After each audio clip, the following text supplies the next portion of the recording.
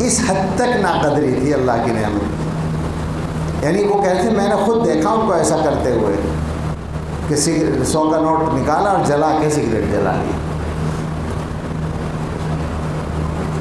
یہ تو ظاہر ہے جب پیسہ بہت ہوگا تبھی کر سکتا ہے نا ایسا. اس کا مطلب ہے کہ پیسہ بہت تھا، لیکن بعد میں انہوں نے ہی ان کو دیکھا بمبئی میں فلاں روڈ پر اتنا سا ایک سامان بیچنے کا کھوکا لے کر کھڑے ہو کر بیچتے ہوئے دیکھا، جو بے روزگار آدمی کرتا ہے جس کے پاس کوئی ٹھیا نہیں ہوتا تو وہ بیچارے وہاں کہیں کھڑے ہو کر کچھ بیچنے لگے تھے. اس حال کو پہنچ گئے تھے وہی آدمی اپنی زندگی میں. تو غور کرنا یہ ہے کہ اللہ نے نعمت دی تھی تو ہم سے ناقدری تو نہیں ہوئی کہیں. اسی طرح سے مثلا اللہ نے اولاد دی.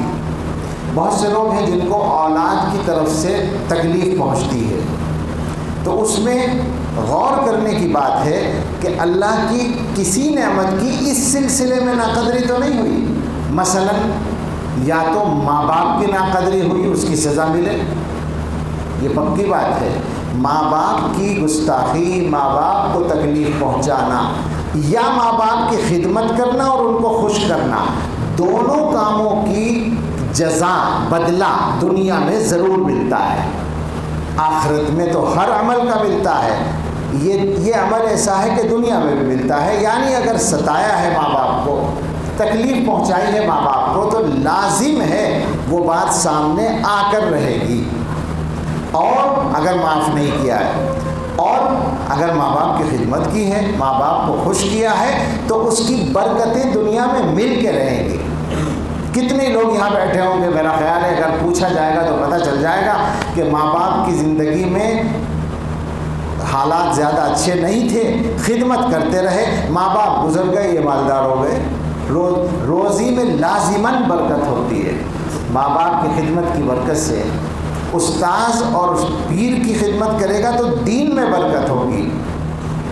استاذ کی خدمت سے علم میں اور پیر کی خدمت سے اصلاح کے اس میں یعنی روحانیت میں. لیکن ماں باپ چونکہ جسمانی زندگی کا سبب ہیں تو ان کی خدمت سے دنیا کے رزق میں برکت ضرور ہوتی ہے، اور پھر ان کی دعائیں مل جائیں تو اور زیادہ. تو ایک ناقدری یہ ہو سکتی ہے، غور کرنا چاہیے. یا ہو سکتا ہے بچوں کے سلسلے میں غلطی ہوئی ہو. بچے اللہ نے دیے وہ نعمت ہیں، تو ان کی ناقدری یہ بھی ہے کہ ان کی صحیح تربیت کی کوشش نہیں کی.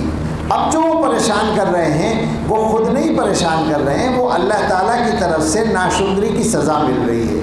ہم نے جو غلطی کی تھی اس کی سزا مل رہی ہے. بیوی کے ساتھ معاملات ہوتے ہیں، آپ غور کریں ایمانداری سے. ساری بیویاں چند مہینے بہت اچھی ہوتی ہیں، سارے شوہر چند مہینے بہت اچھے ہوتے ہیں، اور کچھ دنوں کے بعد سب میں اکثر میں کیڑے پڑ جاتے ہیں. اکثر میں ہوتا ہے، یہ ناراضگی ہو جاتی ہے، فلاں ہو جاتا ہے. ایسے گھر بہت کم ہیں جہاں ساری عمر ٹھیک رہے حالات. تھوڑی بہت معمولی بات تو ہو سکتی ہے لیکن کوئی بگاڑ نہ ہو، ایسے گھر بہت کم ہوتے ہیں. تو اب آپ غور کریں وہ بیوی 3-4 مہینے کے بعد کیوں بدل گئی، یا سال بھر کے بعد کیوں بدل گئی. کہیں ایسا تو نہیں ہے کہ بیوی کی نعمت اللہ نے دی تھی، ہم سے ناقدری ہوئی. ناقدری بھی 2 طرح کی ہوگی، یا تو شریعت کے مطابق اس کے ساتھ معاملہ نہیں کیا، یا اس کی حق تلفی کی، اس کا حق ادا نہیں کیا، تو ہو سکتا ہے یہ ناقدری ہوئی ہو. تو جو بھی بات ہے اس پر غور کرنا ہے کہ اللہ کی نعمت ہے تو نعمت کا شکر ہم پہ لازم ہے، اور ہمیں وہ شکر ادا کرنا ہے. ہم نے اگر نہیں ادا کیا تو نقصان ہو سکتا ہے، اور اگر نعمت کا شکر ادا کریں گے تو آپ یقین کریں لَأَزِيدَن کیا ہے، لَإِن شَكَرْتُمْ لَأَزِيدَنَّكُمْ ہی تو ہے، بڑھے گا. جو بھی نعمت ہے، پیسہ ہے، پیسے کی نعمت کا شکر ادا کریں گے پیسہ بڑھے گا. اولاد ہے، اس کی نعمت کا شکر ادا کریں گے تو اولاد بڑھے گی. ضروری تعداد بڑھے، اولاد کی حیثیت بڑھے گی، شخصیت بڑھے گی، اولاد کی طرف سے سکون بڑھے گا، نعمت ملے گی. شکر کے بدلے میں نعمت لازماً ملے گی. ایک پہلو تو یہ ہے، خدا نہ خواستہ کوئی مشکل حال ہے تو اس پر بندے کو صبر کرنا ہے، یہ بندگی کا تقاضا ہے۔ ذہن میں یہ رکھنا ہے کہ جو آ رہا ہے، جو معاملہ پیش آ رہا ہے، وہ ہمارے خالق و مالک کی طرف سے پیش آ رہا ہے، اللہ کی طرف سے پیش آ رہا ہے۔ میں بہت سی جگہ جب عورتوں میں بیان کرنا ہوتا ہے تو ایک دو باتیں ضرور بیان کرتا ہوں، بلکہ چند ہی باتیں ہیں جو بیان کرتا ہوں، آتی ہی چند باتیں ہیں، اور وہ بھی حضرت کی کتاب میں دیکھ دیکھ کے بول دیتا ہوں۔ اس میں سے ایک بات یہ میں کرتا ہوں، آج بھی کی ہے،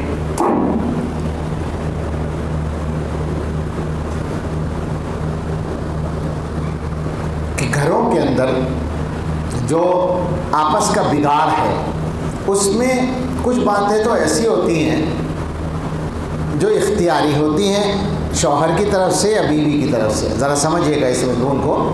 مثلا شوہر کام نہیں کرتا تو اس کا مطلب ہے کہ وہ گڑبڑ کر رہا ہے، وہ اپنے کرنے کا کام نہیں کر رہا ہے۔ اب اگر بیوی اس سے ناراض ہو یا بیوی اس سے لڑائی کرے تو اسے حق ہے، لیکن اگر شوہر کام کرتا ہے مگر اس کی آمدنی کم ہے تو یہ اس کی غلطی نہیں ہے، اپنی جیسی صلاحیت ہے اس کے مطابق وہ کام کرتا ہے، وہ محنت کرتا ہے۔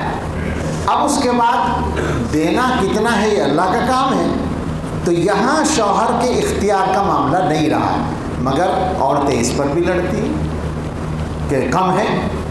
حالانکہ ہونا یہ چاہیے کہ عورت اس پر راضی ہو جائے، میرا شوہر محنت کر رہا ہے، جتنی اس کے بس میں وہ محنت کر رہا ہے، اب جو آ رہا ہے وہ اللہ کی طرف سے، جتنا بھی آ رہا ہے ہمیں صبر و شکر کے ساتھ اسی میں گزارا کرنا ہے۔ آپ گھروں کا جائزہ لے لیں، میں سچ کہتا ہوں، اور میں نام لے کر ایسے گھر بتا سکتا ہوں کہ جنہوں نے ابتدا میں بڑی تعداد میں ایسے گھر، علماء کے اکثر کے گھر ایسے ہی مل جائیں گے، بہت آسان مثالیں، چلے جاؤ مولویوں کے گھروں میں، اکثروں کے گھر ایسے ملیں گے کہ ان کے گھر والوں نے 10 سال 15 سال 20 سال مشکلات پر صبر کیا، تنگی ترشی کو برداشت کیا، پھر اللہ تعالیٰ کی طرف سے آسانیاں آ جاتی ہیں۔ مجھ سے حضرت مولانا عمید الزماں کیرانوی رحمۃ اللہ علیہ نے ایک دن کہا، وہ حضرت مفتی سعید صاحب پالن پوری رحمۃ اللہ علیہ کے ساتھ ہی تھے، اور وہ فرمانے لگے کہ مولانا میں یہ سمجھتا ہوں کہ سفارت خانے کی، وہ ایمبیسی میں ملازم تھے، ایمبیسی کی ملازمت کر کے میں نے اپنے آپ کو ضائع کیا۔ اندر سے وہ بڑے مولوی آدمی تھے مولانا عمید الزماں صاحب، تو وہ کہنے لگے کہ مولانا سعید پالن پوری میرے ساتھی ہیں، اور جب میں سفارت خانے میں ملازم ہوا اس کے 2-3 سال کے بعد مولانا سعید صاحب دارالعلوم میں مدرس ہوئے، تو میری تنخواہ اتنی زیادہ تھی کہ مولانا سعید صاحب مجھ سے کہنے لگے کہ تم نوٹ جلا کے چائے پکاؤ کیا، اتنے نوٹوں کا کیا کرتے ہو تم، جو اتنی تنخواہ ملتی ہے تو یہ نوٹ جلا کے چائے پکاتے ہو کیا، یہ انہوں نے مجھ سے کہا تھا۔ مولانا فرماتے ہیں، عمید الزماں صاحب کہنے لگے، آج میں دیکھتا ہوں کہ اللہ نے ان کو دین اور علم میں کتنا آگے پہنچایا، اور دنیا بھی ان کے پاس خوب ہے، کوئی کمی نہیں ہے۔ یہ وہ مثال دی انہوں نے۔ تو یہ ہوتا ہے کہ اگر اس کو برداشت کر لیا تو اللہ تعالیٰ حالات بدل دیتے ہیں۔ تو میں یہ کہہ رہا تھا کہ شوہر کی طرف سے جان بوجھ کر کوتاہی ہے تو ٹھیک ہے، عورت کو شکایت کا اختیار ہے، لیکن اگر ایسا نہیں ہے تو پھر غلط۔ اسی طرح ادھر سے ہوتا ہے، بیوی اگر جان بوجھ کر پریشان کر رہی ہے، اختیاری طور پر پریشان کر رہی ہے تو شکایت صحیح ہے، لیکن مسلمانوں کے گھروں میں آپ ذرا بتائیں، کیا اس پر لڑائیاں نہیں ہوتی کہ بچہ نہیں ہوا؟ کیا اس پر لڑائیاں نہیں ہوتی کہ بیٹا نہیں ہوا، لڑکا کیوں نہیں ہوا؟ کیا ساسیں اور شوہر بہو کو اس پر ستاتے نہیں ہیں؟ کیا حق ہے ان کو اس بات کا؟ کیا ان کا یہ عقیدہ ہے کہ اولاد پیدا کرنا بیوی کا کام ہے؟ وہ مسلمان نہیں ہے کیا؟ ان کو یہ پتہ نہیں ہے کہ بچہ دینا نہ دینا یہ اللہ کے اختیار میں ہے، لڑکا دینا نہ دینا اللہ کے اختیار میں ہے؟ جہالت کی بلکہ جاہلیت کی بات ہے، زمانے جاہلیت کی، اور مسلمانوں میں ہوتا ہے۔ اچھے خاصے دیندار لوگوں میں بھی ہوتا ہے. وہ ساس مصلی پہ بیٹھی ہوئی تسبیح گھماتی رہتی ہے اور بہو کو پریشان کرتی رہتی ہے اسی بات پر کہ بیٹیاں ہو رہی ہیں. وہ سمجھتی ہے کہ میں رابعہ بصریہ بن گئی اور جہنم کی تیاری کر رہی ہے. سوچیں ذرا کتنی غلط بات ہے. سب تو اللہ کے اختیار میں ہے. اور تمہیں پتہ ہے اولاد ہو جاتی تو تمہارے لیے خیر ہوتی. کتنے ہی لوگ ہیں کہ اولاد کی وجہ سے ان کو جیل جانا پڑ جاتا ہے. اولاد نہیں ہے تو سکون سے رہتے ہیں بہت سے لوگ. تمہیں پتہ ہے کہ لڑکے اچھے ہوتے ہیں تمہارے لیے. کتنے لڑکوں کی وجہ سے باپ مصیبت بھرتے ہیں اور لڑکیاں ہمیشہ محبت و خدمت کرتی ہیں. کتنے ماں باپ ہیں جن کے بیٹا نہیں ہے صرف بیٹیاں ہیں اور وہ عیش کی زندگی گزارتے ہیں. اور ایسے ماں باپ تمہیں مل جائیں گے کہ بیٹے کئی ہیں اور وہ اگر گر جائیں تو اٹھانے والا کوئی نہیں. میں نے دیکھے ہیں ایسے گھر. 7 بیٹوں کے باپ کو دیکھا ہے میں نے گرتے ہوئے کہ ان کو اٹھانے کے لیے ان کی بوڑھی بیوی نے دروازے میں جا کر آواز دی کہ سڑک پہ کوئی آدمی ہو تو آ کے ان کو اٹھوا دو. 7 بیٹوں کا باپ. کیا سمجھ رکھا ہے؟ جہالت کی انتہا کر رکھی ہے. اللہ میں ایسے لڑو. یہی طریقہ ہے ہم لوگوں کا. ہم اللہ کی کسی مرضی میں راضی ہونا جانتے ہی نہیں ہیں اور پھر اپنے آپ کو مسلمان کہتے ہیں اور مصیبت بنا رکھا ہے اپنی زندگی کو. اللہ کی مرضی میں راضی رہنے کی عادت ڈالو اور پھر دیکھو دنیا میں جنت کے مزے کیسے آتے ہیں. خواہ مخواہ جس کو دیکھو یہی پریشانیاں لیے پھرتا ہے. ٹھیک ہے دعا کرا لیجیے آپ, کوئی حرج نہیں, لیکن اس کے لیے لڑائیاں تو مت کرو. عورتوں کو تو مت ستاؤ. ناحق زیادتیاں تو نہ کرو. تو جو حال اللہ تعالیٰ کی طرف سے آئے, اگر اچھا حال ہے تو اور برا حال ہے اللہ نہ کرے. اللہ ہم سب کو برے حال سے بچائے. اللہ ہم سب کو ہماری تمنائیں پوری نہ ہونے سے بھی بچائے. ہم تو دعا کرتے ہیں مستقل, لیکن جو صحیح بات ہے وہ تو کہنی ہے نا, اس پہ تو ہمیں چلنا ہی پڑے گا. ہم مانگیں اللہ سے, مانگنے میں کوئی پابندی نہیں ہے. مانگو اللہ میاں مجھے 10 بیٹے دے دے, مگر یاد رکھنا خالی بیٹے مت مانگنا, صالح بیٹے مانگنا, اچھے بیٹے مانگنا, ورنہ مصیبت پر ہوگے. اللہ سے مانگو. اولاد نہیں ہے اولاد مانگو, بیٹے نہیں ہے بیٹے مانگو, پیسہ نہیں ہے پیسہ مانگو, چاہے جتنا مانگو. میں سنایا کرتا ہوں نا حضرت کا لطیفہ کہ ان کے سامنے ایک صاحب نے کہا کہ حضرت دعا کرتے ہیں اللہ تعالیٰ مجھے $1 کروڑ دے دے. تو ایک صاحب برابر میں بیٹھے تھے, انہوں نے کہا $1 کروڑ. تو حضرت نے فرمایا آپ سے نہیں مانگے, آپ سے نہیں مانگے تو اللہ سے مانگے. آپ کو کیا پریشانی, آپ کیوں گھبرا گئے؟ بھائی اللہ تعالیٰ کے لیے علماء سے آپ پوچھیں, 1 پیسہ دینا اور $1 کروڑ, $1 ارب دینا بالکل برابر ہے. ایسا نہیں ہے کہ وہ اللہ کے لیے آسان ہے, زیادہ آسان ہے اور یہ کچھ کم آسان ہے. نہیں, بالکل برابر ہے اللہ تعالیٰ کی قدرت کے اعتبار سے. تو مانگو اللہ میں سے مانگو اور کوشش کرو, بندوں سے مت مانگو. کوشش کرو اور اللہ سے مانگو. پابندی اس پر بالکل نہیں ہے. اور میں تو واقعی آپ کو یقین دلانا چاہتا ہوں اس بات کا کہ اگر ہم سب کو اپنی ضروریات کے لیے اللہ سے مانگنے کی عادت پڑ جائے, صحیح معنی میں مانگنے کی, رسمی مانگنے کی نہیں, دل سے مانگنے کی, تو ہمارے مسئلے حل ہو جائیں گے. آج کل لوگوں نے رسمیں بنا رکھی ہیں. خانقاہوں میں جاتے ہیں, بزرگوں کے یہاں جاتے ہیں, کاہے کے لیے جاتے ہیں؟ دعا کرانے کے لیے. گاڑیوں کی گاڑیاں بھری چلی جا رہی ہیں, اور اگر الیکشن کا زمانہ ہے پھر تو سبحان اللہ. میں نے تجربہ کیا, اگر کسی مہمان نے آنے کی اجازت مانگی اور ہم نے کہا کہ صاحب ابھی موقع نہیں ہے, مگر ادھر سے زیادہ اصرار ہوا تو مجھے شک ہو جاتا ہے کہ شاید الیکشن ہونے والا ہے. جو نہیں مان رہا ہے, دعا کرائے بغیر مانے گا نہیں. ایسا بہت تجربہ کیا ہے. بس دعا کرانے کے لیے لوگوں کے جائیں گے, دعا کرانے کے لیے خانقاہوں میں جائیں گے, تو ٹھیک ہے, جو مال آپ دکان پہ جا کر مانگیں گے وہی تو ملے گا نا. بڑے سے بڑے مصلح کے یہاں چلے جائیے اور اپنی اصلاح کی ضرورت نہ پیش کیجیے تو خامخواہ تھوڑی وہ اصلاح کرنے بیٹھ جائے گا آپ کی. آپ نے کہا دعا کر, تو اس نے دعا کر دی, اللہ نے قبول کر لی, بات ختم ہو گئی. لیکن اگر آپ اپنا رشتہ اللہ سے جوڑ لیں تو مزہ ہی آ جائے گا. یقین کریں سارے کام ٹھیک ہو جائیں گے.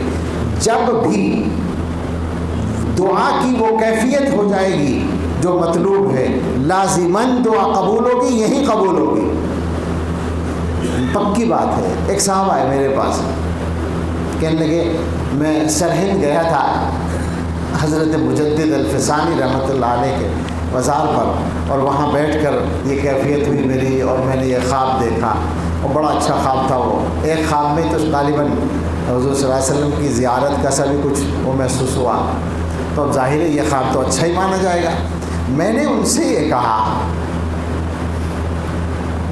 کہ جو کیفیت تمہاری وہاں تھی اگر یہاں ہو جائے تو یہاں بھی یہی خواب نظر آ جائے گا. یہ سرہند جانے کا معاملہ بھی خوب وہ ہو رہا ہے، سرہند بھی اور دوسری اور جگہوں پر بھی. یہ بات بھی سمجھ لینی چاہیے کہ ہم صوفی بعد میں ہیں، دیوبندی پہلے ہیں. ہم چشتی ہوں یا نقشبندی ہوں یا سہروردی ہوں یا قادری ہوں یا شاذلی ہوں یا کچھ ہوں، یہ سب تصوف ہمارا دیوبندیت کے تابع ہے. ہمارے اکابر دیوبند نے جو حدود مقرر کی ہیں ان کا پابند رہنا ضروری ہے. اگر ان سے نکلیں گے بدعتیں آئیں گی. تو یہ مزارات پہ جانا اس نیت سے یہ ٹھیک نہیں ہے. اچھا پھر کچھ لوگ علماء چلے گئے مثلاً کبھی کبھار تو ایک الگ بات ہے، لیکن عام لوگ جائیں گے تو حدود محفوظ نہیں رہیں گی اور سلسلہ بڑھتا جائے گا. میں نے تو سچی بات یہ ہے، ہمارے سلسلے کے مشائخ میں چونکہ بہت بلند مقام ہے حضرت مجدد رحمۃ اللہ علیہ کا، اور وہ جس طرح سے مجدد دین و ملت ہیں اور مجدد اسلام ہیں ہندوستان میں خاص طور سے، اسی طرح وہ مجدد نقشبندیت بھی ہیں. اور نقشبندیت کے تو وہ امام ہیں. خواجہ بہاؤالدین نقشبند بخاری رحمۃ اللہ علیہ کے یہاں نقشبندی سلسلے کے جو اسباق تھے وہ 16 تھے. مجدد صاحب نے 19 اسباق بڑھا رکھے ہیں، 35 کر دیے ہیں. اتنا بڑا مجتہد آدمی ہے وہ اس سلسلے کا. اس کے باوجود میں یہ سمجھتا ہوں کہ ضروری نہیں ہے کہ نقشبندی لوگ بار بار ہی وہاں جائیں. چلے گئے ایک آدھ بار ٹھیک ہے، ایک دو بار چلے گئے، لیکن بار بار جانے کا معمول نہ بنائیں. یہ میں اپنے احباب سے کہنا شروع کر چکا ہوں. بعض احباب سے اس پر زیادہ بے تکلفی سے بات کر چکا ہوں. میں کہا یہ بدعتیں نہ شروع کرو. بدعت ابھی نہیں ہے، بن جائے گی، بننے میں کچھ دیر نہیں لگتی. بہت احتیاط کی ضرورت ہے. علماء دیوبند اکابر دیوبند کے راستے پر قائم رہنا ضروری ہے. خاص طور سے تصوف کے معاملات میں تو بہت ہی محتاط رہنے کی ضرورت ہے. تو میں یہ عرض کر رہا تھا، مقرر کہتے ہیں کیا عرض کر رہا تھا؟ دعا کی بات میں کہہ رہا تھا کہ اگر اللہ تعالیٰ سے جیسے مانگنا چاہیے ویسے مانگنے کی عادت پڑ جائے تو کسی اور سے دعا کرانے کی ضرورت نہیں رہے گی. آپ یقین کر لیں اس بات کا. ایمانداری سے بتائیں، بزرگوں نے لکھا بھی ہے، آپ اپنی ضرورت کے لیے جتنی تڑپ سے دعا کر لیں گے دوسرا کیسے کر لے گا. اس کی مثال بزرگوں نے دے رکھی ہے کہ کرائے کی رونے والی اصل رونے والے کی طرح کیسے رو لے گی. یعنی یہاں 100% وہ مثال نہیں ہے، لیکن بطور سمجھانے کے تو ٹھیک ہے کہ ایک آدمی کے رشتہ دار کا انتقال ہوا اور پہلے زمانے میں رواج تھا کرائے کے لیے کرائے پر رونے والیاں بلائی جاتی تھیں اور خوب روتی تھیں، جیسے ان کو بڑا صدمہ پہنچا ہو. وہ پیشہ ہوتا تھا رونے کا پیشہ اب بھی ہوتا ہے کچھ لوگوں کا، جو دکھانے کا رونا ہوتا ہے جہاں کہیں ضرورت ہو. اس طرح کی بڑی آسانی کے ساتھ لوگ دھوکہ دے لیتے ہیں. تو وہ نوحہ گر عورتیں جو ہوتی تھیں ظاہر ہے وہ اجرت پر رونے کے لیے آتی تھیں، تو ان کا رونا اور رشتہ دار کا رونا تو ایک نہیں ہو سکتا. تو ہماری جو ضرورت ہے ہمارے دل میں اس کے لیے جو تڑپ ہو سکتی ہے وہ تڑپ دوسرے کے دل میں نہیں ہو سکتی. ٹھیک ہے اللہ والے کے پاس جائیں گے وہ دل سے ہی دعا کریں گے اور ہو سکتا ہے قبول بھی ہو جائے، مگر وہ قبول بھی اسی لیے ہوگی کہ آپ امید رکھے ہوئے ہیں. اصل میں وہ آپ کی امید پوری کر رہے ہیں اللہ تعالیٰ. تو معاملہ آپ کا ہے اللہ کے ساتھ. اللہ سے مانگنے کی عادت ڈالیں. ہم نے تو سچی بات ہے کہتے ہوئے شرم آتی ہے، لیکن اس کا تجربہ خوب کیا ہے کہ جب واقعتاً اس کیفیت میں دعا ہو گئی تو وہیں یقین بھی ہو جاتا ہے کہ اب یہ قبول ہو جائے گی. میں سچ کہتا ہوں، اس کے بہت تجربے کیے ہیں. اور حدیث میں حکم بھی ہے ادعوا اللہ وانتم موقنون بالاجابہ، اللہ سے دعا کرو اس حال میں کہ تمہیں قبولیت کا یقین ہو۔ اب آپ خود سوچئے، ایمانداری سے بتائیے مجھے، اکثر لوگوں کا کیا یہ حال نہیں ہے کہ دعا تو کرتے ہیں لیکن یہ خیال ہوتا ہے کہ ہماری دعا کہاں قبول ہوگی؟ بتاؤ ہوتا ہے یا نہیں یہ خیال؟ میں غلط تو نہیں کہہ رہا ہوں؟ تو جناب جب آپ نے پہلے ہی سوچ رکھا ہے کہ قبول نہیں ہوگی تو کاہے کو اللہ میاں قبول کریں گے؟ ٹھیک کرو نا اس کو۔ ٹھیک ہے ہم گناہ گار ہیں، آپ یہی تو کہیں گے نا کہ صاحب ہم تو بڑے گناہ گار ہیں، ہماری دعا کہاں قبول ہوگی؟ یہی ہوگا نا ذہن میں۔ تو بتائیں کہ آپ کے گناہ اللہ کی رحمت سے زیادہ ہیں؟ مجھے تو حضرت تھانوی رحمۃ اللہ علیہ کی بات پڑھی تو مزہ آ گیا، کیا بات ہے ہمارے قابل کی، سبحان اللہ۔ حضرت نے فرمایا اپنے گناہوں کو اللہ کی رحمت سے بڑا سمجھنا یہ کبر ہے، یہ تکبر ہے۔ حضرت نے فرمایا آپ ہی کون سے بڑے ہیں کہ آپ کے گناہ بڑے ہو جائیں گے؟ آپ کی حیثیت کیا ہے؟ ابھی تم نے کر لی نافرمانیاں گناہ، اللہ کی رحمت کے سامنے اس کی کوئی حیثیت نہیں ہے۔ مانگ لو اللہ سے معافی، اللہ تعالیٰ معاف کر دیں گے، اللہ میاں کو بھاری نہیں پڑے گا معاف کرنا۔ یہ عجیب امید کی بات فرمائی ہے کہ آپ کی حیثیت کیا ہے؟ آپ ہیں کون کہ آپ کے گناہ بہت بڑے ہیں صاحب؟ ارے بھائی بڑے گناہ تم نے کیے، کرنے کے وقت سوچنا تھا کہ یہ بڑا گناہ ہے مجھے نہیں کرنا چاہیے، لیکن جب کر چکے ہو تو اب توبہ کے وقت میں یہ مت سوچو کہ یہ بہت بڑا گناہ ہے کیسے معاف ہوگا۔ اب تو یقین کرو کہ واسطہ میرا اس پروردگار سے ہے جو تمام گناہوں سے اور گناہ کرنے والوں سے اور پوری کائنات سے بڑا ہے۔ میرے گناہ ہزار صحیح شمار تو ہے، تیرے کرم کا تو یارب کوئی شمار نہیں۔ اسی یقین پہ بخشش کا ہے یقین مجھ کو، کسی عمل پہ بھی بخشش کا انحصار نہیں۔ مجھے یقین ہے، ہمیں یقین ہے اللہ تعالیٰ ہمارے ساتھ بخشش کا معاملہ فرمائیں گے، اس لیے نہیں کہ ہمارے عمل ہے، اس لیے کہ رحمت پر دار و مدار ہے بخشش کا۔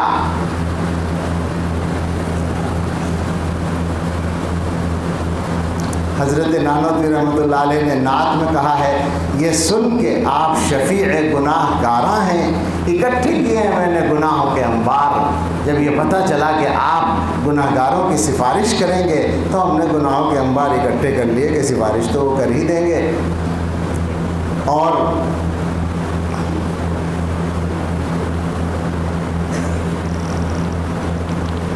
سنا ہے حشر میں شان کرم بےتاب نکلے گی، یہ اصغر گونوی کا شعر تھا جس میں حضرت مولانا ریاست صاحب نے اصلاح کی تھی، کچھ بدل کر کہا تھا وہ یاد نہیں رہا۔ عجیب سا شعر ہے، مضمون شاندار ہے۔ مقصد یہی ہے کہ اللہ تعالیٰ کی رحمت تو بہت وسیع ہے۔ تم سے کس نے کہہ دیا کہ اللہ تعالیٰ معاف نہیں کریں گے؟ تم معافی مانگتے کب ہو تو معاف کریں۔ معافی مانگنے میں رکاوٹ یہ نہیں ہے کہ تمہارے گناہ بڑے ہیں، معافی مانگنے میں رکاوٹ یہ کہ توبہ صحیح نہیں ہے، توبہ سچی نہیں ہے۔ وہ سچی کر لو، ہر آدمی کے گناہ معاف ہو جائیں گے، ہر آدمی کی توبہ قبول ہو جائے گی۔ بس یہ مضمون جو اللہ کی معرفت سے شروع ہوا تھا، درمیان میں نعمت کا اور اس کا تذکرہ ہوا کہ اللہ تعالیٰ جس حال میں رکھیں اس حال میں اللہ کی رضا میں راضی رہنے کی عادت ڈالنی ہے، چونکہ اللہ کو پہچاننے کا تقاضا ہی یہ ہے۔ اللہ کی پہچان کا مطلب یہی سب تو ہے نا، یہ تھوڑی کہ اللہ میاں کہیں مل جائیں گے اور ہم پہچان جائیں گے کہ یہ اللہ میاں ہے، نعوذ باللہ۔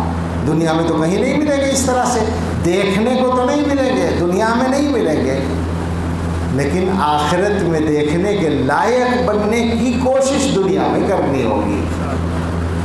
یہی پہچان ہوگی اللہ تعالیٰ کے، گویا اللہ تعالیٰ کو پہچاننے کی یہ علامت ہوگی کہ بندہ اللہ کی رضا میں راضی رہے، اس کی نظر اللہ پر ہو، ہر وقت اس کی نظر اللہ پر ہو۔ حضرت کے اس قسم کے بہت سے قصے ہیں۔ ایک لطیفہ کے انداز کا قصہ حضرت سناتے ہیں کہ ایک لڑکا جوان کسی بزرگ کا مرید تھا اور اس کا باپ جو تھا وہ اس سے الگ تھا۔ ایسا ہوتا بھی ہے، باپ کو تعلق نہیں ہوتا، بیٹے کو ہو جاتا ہے۔ آج ہی کل میرے پاس ایک میسج آیا تھا کہ ایک جوان نے مجھے میسج کیا، وہ شاید تعلق رکھتے ہیں مجھ سے، کہنے لگے حضرت میں نہیں آ سکتا، میرے والد نے کچھ کام بھی ذمہ لگا رکھا ہے اور میرے والد ان چیزوں کو بدعت سمجھتے ہیں۔ تو میں نے کہا یہ اس کے باپ نے اسے بگاڑ رکھا ہے، خراب کر رکھا ہے۔ تصوف بدعت نہیں ہے، تصوف میں بدعتیں آ جاتی ہیں۔ اسی لیے ہم نے کہا کہ علماء دیوبند کے طریقے پر رہنا ہے۔ اکابر دیوبند کا جو حصار ہے وہ حفاظت کرتا ہے بدعات سے۔ باقی تصوف کو، بیت کو، ذکر کو، ان تمام چیزوں کو کوئی بدعت کہتا ہے، یہ اس کی کم علمی یا بے علمی کی بات ہے۔ ظاہر ہے اب اس موضوع کو چھیڑنے کی ضرورت نہیں ہے، علماء اس موضوع سے واقف بھی ہیں، لیکن یہ ہم اعلان کے ساتھ کہتے ہیں کہ تصوف بدعت نہیں ہے۔ تصوف جو ہمارا ہے، جو تصوف ہمارے بزرگوں کا ہے، علماء دیوبند کا ہے، وہ تصوف بدعت ہرگز نہیں ہے۔ وہ تزکیے کی ایک شکل ہے، تزکیہ حاصل کرنے کی ایک کوشش ہے، اور عام طور پر عادت یہی بنے ہے انسانوں کی کہ اس طرح کی کسی محنت کے بغیر ان کا تزکیہ نہیں ہوتا، ان کی تربیت نہیں ہوتی۔ تو وہ لڑکا بیت تھا کسی بزرگ سے، گھر میں کوئی شادی وغیرہ تھی، دعوت تھی، تو اس نے اپنے پیر صاحب کو دعوت دے دی۔ پیر صاحب پہنچ گئے، اب وہاں انتظار کی جگہ میں بیٹھے تھے، وہ لڑکا کسی کام کے لیے اندر چلا گیا یا انتظام کرنے چلا گیا۔ ابا جی نے آ کر دیکھا کہ ایک صاحب بیٹھے ہیں، ہو سکتا ہے کچھ ان سے وہ رکھتے ہوں، تو کہنے لگے کہ ہم نے تو آپ کو دعوت نہیں دی تھی، آپ کیسے آئے؟ تو انہوں نے کہا اچھا کوئی بات نہیں، میں چلا جاتا ہوں۔ اٹھ کے وہ چل دیے، واپس ہو گئے۔ تو پھر کسی نے لڑکے کو جا کر بتایا، وہ یا خود آیا، اس نے آ کر دیکھا کہ حضرت غائب ہیں۔ اس نے کہا وہ آئے تھے ایک صاحب، کہاں چلے گئے وہ بزرگ؟ کہا وہ تو تمہارے ابا نے یہ کہہ دیا ان سے کہ ہم نے تو آپ کو دعوت نہیں دی تھی، آپ کیسے آ گئے؟ تو وہ بہت گھبرایا اور جلدی سے ان کے گھر پہنچا، معافی مانگ کے ان کو لے کے آیا۔ انہوں نے کہا نہیں کوئی پریشان ہونے کی بات نہیں، میں چلتا ہوں۔ پھر آ گئے بیچارے، بیٹھ گئے۔ لڑکے نے کہا میں آپ کے لیے انتظام کرتا ہوں اور ابھی آ رہا ہوں فوراً۔ اتنے میں وہ ابا پھر آ گئے، اور انہوں نے پھر آ کے وہ بلکہ اب تو یوں کہا کہ آپ تو چلے گئے تھے، پھر دوبارہ آ گئے، اور جب کہ آپ کی دعوت بھی نہیں ہے۔ تو انہوں نے کہا کہ کوئی بات نہیں، وہ پھر اٹھ کے چل دیے اور واپس اپنے گھر آ گئے۔ اب کہ وہ لڑکا آیا تو پیر صاحب پھر غائب ہیں، پھر وہی پتہ چلا کہ ابا نے گڑبڑ کر دی۔ تو اب وہ اور گھبرایا اور ان کے پاس پہنچا اور بہت گڑ گڑایا اور ان سے معافی مانگنے لگا۔ تو انہوں نے فرمایا کہ نہیں بیٹے تم پریشان نہ ہو، آج جتنے کم وقت میں اللہ تعالیٰ کی معرفت حاصل کرنے کا موقع ملا، یہ تو بہت خاص موقع تھا۔ میں دیکھ رہا تھا کہ تم بلا رہے ہو، اور دیکھ رہا تھا کہ والد تمہارے واپس کر رہے ہیں، تو مجھے تو مزہ آ رہا تھا کہ اللہ تعالیٰ بلا بھی رہے ہیں، اللہ تعالیٰ واپس بھی کر رہے ہیں۔ بلانے والے بھی اللہ تعالیٰ تھے اور واپس کرنے والے بھی اللہ تعالیٰ تھے۔ تو جو کچھ کرتے ہیں اللہ میاں کرتے ہیں، اللہ تعالیٰ کرتے ہیں۔ اللہ کو پہچاننے والے آدمی کی اس پر نظر ہوتی ہے، اور جو اللہ کو نہیں پہچانتا وہ اس نظر سے محروم رہتا ہے۔ تو ہمیں اللہ تعالیٰ کو پہچاننا ہے، اللہ کی نعمتوں کا شکر ادا کرنا ہے، اللہ سے عافیت مانگتے ہوئے یہ کہتے ہیں کہ خدا نہ خواستہ مزاج کے خلاف یا منشا کے خلاف یا خواہش کے خلاف کوئی بات ہو تو اللہ کے دیے ہوئے حال پر صبر کرنا ہے، راضی رہنا ہے، اور اللہ سے اپنے گناہوں کی معافی مانگنی ہے، اللہ سے دعا کرنی ہے، خود دعا کرنی ہے اپنے کاموں کے لیے۔ یہ دو چار باتیں ذرا یاد رکھیے گا۔ اللہ تعالیٰ کی رحمت بہت وسیع ہے، اللہ تعالیٰ کا کام تو عجیب ہے۔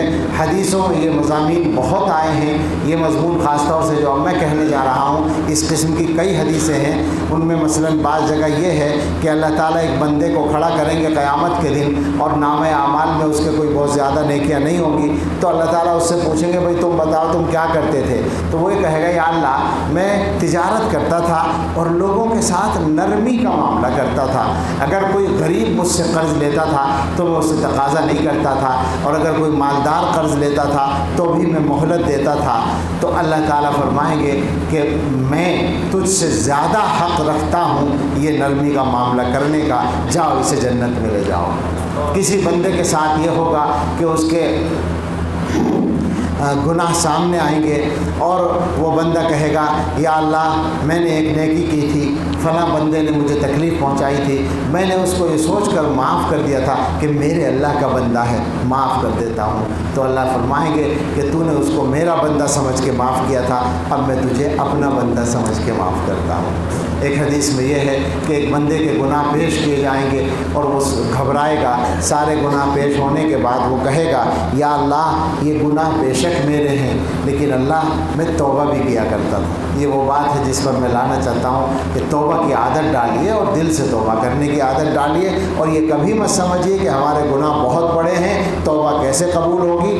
توبہ فوراً قبول ہوگی، اس کا یقین رکھیں۔ اگر دل سے توبہ کر رہے ہیں تو اللہ تعالیٰ سے بندہ کہے گا یا اللہ یہ گناہ میں ہی کرتا تھا، لیکن اللہ میں توبہ بھی کرتا رہتا تھا، مجھ سے گناہ نہیں چھوٹے لیکن میں نے توبہ کو نہیں چھوڑا۔ اللہ تعالیٰ فرشتوں سے کہیں گے دیکھو ایسا ہی ہے، وہ کہیں گے ہاں اس کے اعمال نامے میں توبہ موجود ہے، یہ گناہ بھی کرتا رہا توبہ بھی کرتا رہا۔